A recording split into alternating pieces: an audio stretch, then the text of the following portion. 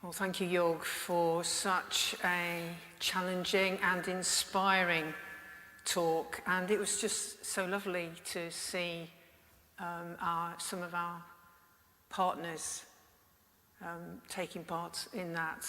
Thank you. As Jorg mentioned, he heads up the Mission Partnership team, so we're going to find out a little bit more about that now. And so I'm going to ask Sara, who is a member of that team as well, a few questions so that we can discover a little bit more about it. So hello, Sara. Hi. Welcome. Can you start by telling us a little bit about yourself? Sure.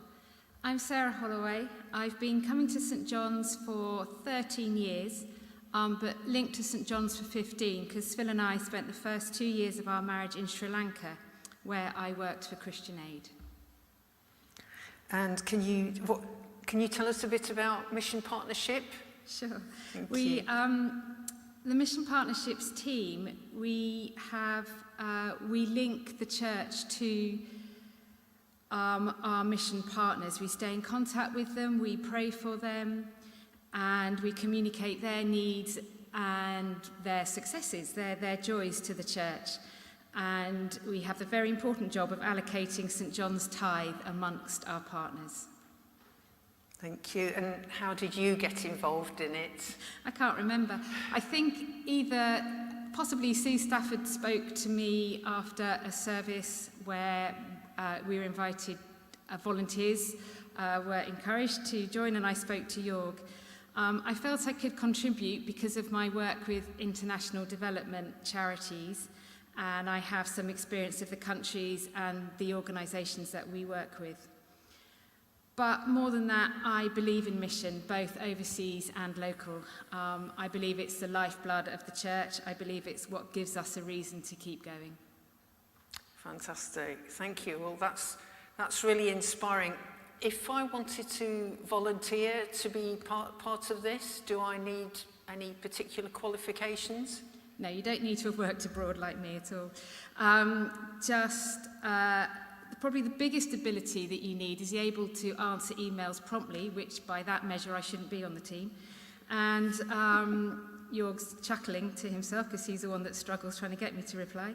But it's a willingness to connect outside our church walls to what's going on in our community and wider. It's also another important aspect is probably the ability to drink rooibos tea and eat chocolate brownies. That's a very important thing when we're allowed to meet again. I'm looking forward to that. Okay, thank you. Apart from those things that you've mentioned, what do you need for the ministry to flourish? How can we resource you as a church? Great, thank you. For each of us on our mission team, we all have a partner to work with, but we're a little bit small at the moment, so some of us have more than one partner to work with and connect with, so we would welcome more chocolate brownie eaters to join our team. I also want to tell you there's a huge bonus to being part of the team, that at our meetings, which are 3 or 4 times a year, Jorg opens with a Bible study. So if you like Jorg's sermons, you'll get some quality, you'll get the same quality of insightfulness at the Bible study with the added wisdom from Chris Matthews and then the practicalities given from Sue Stafford, Philippa Stewart and Veronica Priestley. So as well as chocolate biscuits, you get that too.